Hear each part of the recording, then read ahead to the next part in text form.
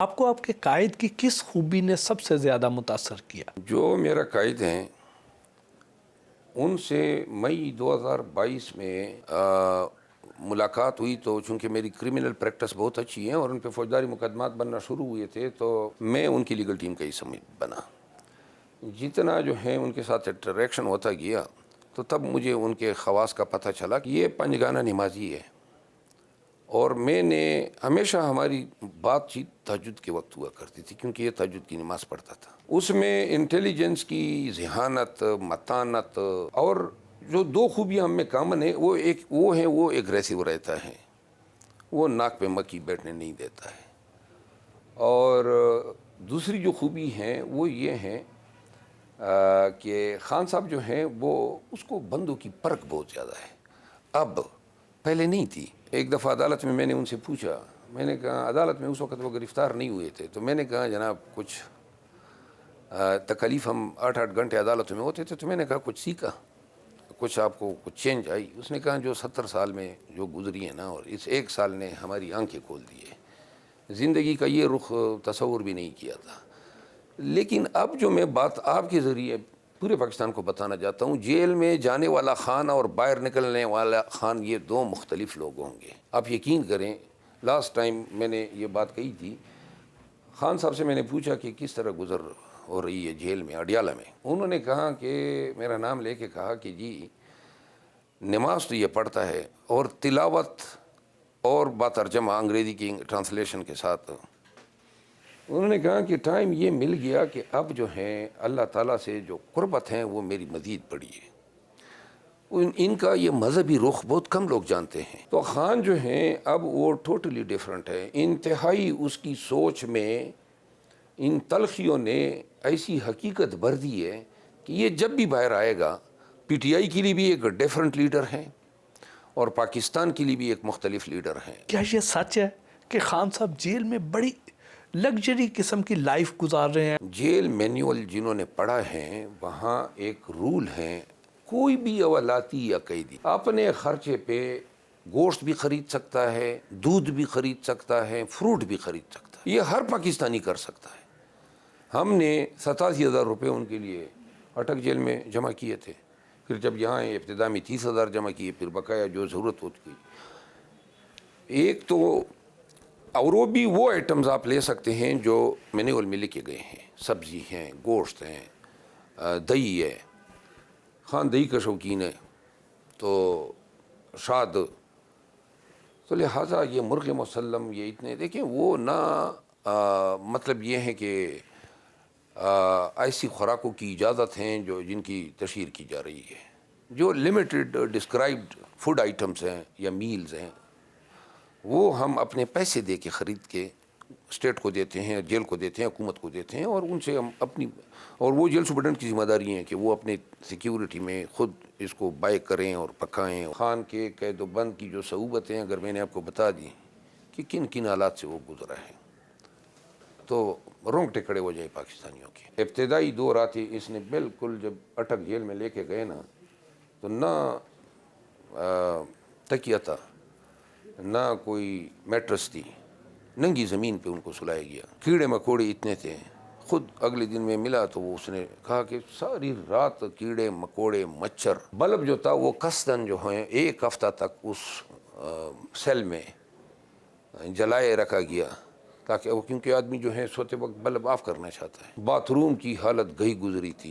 تو خان نے نہ ان کو شیو، یعنی ابتدا میں جو داڑھی کے وہ کی بات ہوئی تھی نا، وہ کوئی شیشہ ہی نہیں تھا جس سے وہ شیو کرتا. یہ انتہائی غیر انسانی رویہ تھا. 1 ہفتے تک انہوں نے برداشت کیا. وہ جو جاگنگ مشین ہے کہتے ہیں وہ بھی بڑی مہنگی ہے، اور وہ سرکار نے ان کو لے کے دی ہے، اور پھر رہنے کے لیے اب 8 کمرے سراؤنڈنگ کے خالی کروا دیے گئے ہیں. وہ میں نے کیس کیا تھا. سرکار جو ہیں، اب کیا کہوں میں آپ کو، یہ جو مشینیں ہیں ٹریڈ مل، اس کے لیے ہم نے ریٹ کی تھی. اس میں ایک یہ بھی ہم نے پریئر مانگی تھی.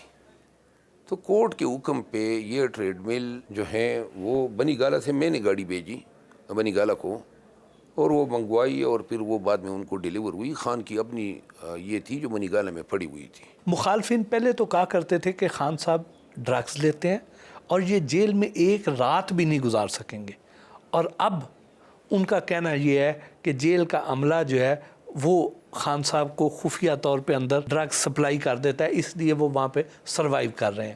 آپ کیا کہتے ہیں؟ جیل تو سارا انہی کی تحویل میں ہے، کسی کی مجال ہے کہ وہاں پہ چڑیا پر مار سکیں. میں آپ کو بتا دوں، آپ کی بات یہ درست ہے کہ بڑی توقعات تھی کہ جی یہ ڈرگ ایڈکشن کی وجہ سے جو ہیں یہ گھٹنے ٹیک. جب ایک ہفتہ گزر گیا تو ان کو شک پڑ گیا کہ کہیں جیل والے کچھ نہ پرووائڈ کر رہے ہو، تو جیل والوں پہ نظر ہوئی، عملے تبدیل ہو گئے. دوسری پھر کسی نے مشورہ دیا کہ جی ان کے آپ یورین اور بلڈ کے ٹیسٹ لیں، اگر اس نے ایک ہفتے میں 10 دن میں، مہینے میں، 2 مہینے، 3 مہینے میں کوئی ڈرگ دی ہے تو وہ ریفلیکٹ ہو جائے گا. تو اس کا نام تبدیل کر کے، خان صاحب کا نام تبدیل کر کے کسی اور فرضی نام سے ان کا یورین اور ان کے بلڈ سیمپل لیے گئے.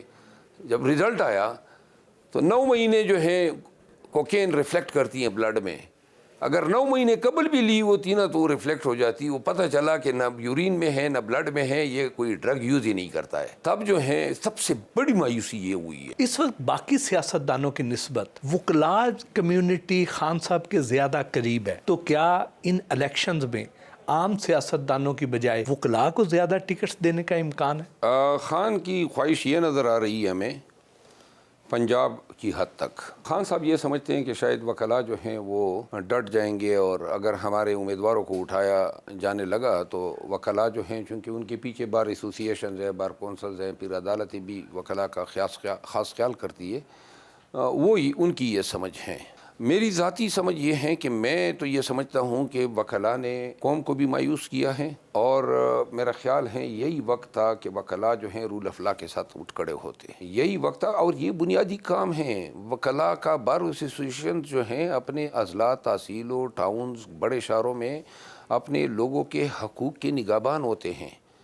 کس طرح جو ہیں پورے ملک میں لوگوں کے حقوق کے ساتھ کھلواڑ کھیلا گیا، لیکن بار جو ہیں وہ اپنا روایتی تاریخی کردار ادا نہ کر سکے. اگر باریں لوگوں کے حقوق کے لیے کھڑی ہوتی، مجال ہیں کہ لوگ اغوا ہوتے، لوگ گھروں سے اٹھائے جاتے، اتنی فستائیت ہوتی. خان صاحب نے گوہر خان صاحب کو اس عہدے کے لیے کیوں چنا؟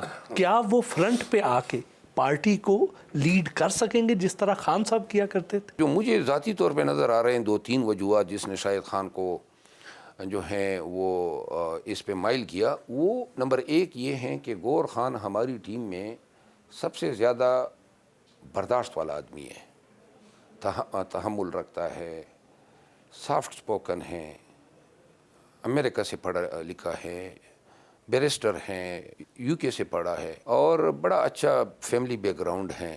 خان کے ساتھ بہت انٹریکشن ان کی ہوئی بات چیت میں. لیکن عملی طور پہ جس طرح گراؤنڈ میں آپ نظر آتے ہیں، جس طرح لوگوں کو چارج کر رہے ہیں، کراؤڈ کو جس طرح ووٹر کو باہر نکال رہے ہیں، گوہر خان صاحب تو ہمیں آن گراؤنڈ کہیں نظر نہیں آتے. گور خان صاحب کا وقت آئے گا نا. ابھی تو یہ وہ وقت ہیں، یہ وہ لمحے ہیں جن میں ہم اپنے چیئرمین کو ملوث نہیں کرنا چاہتے.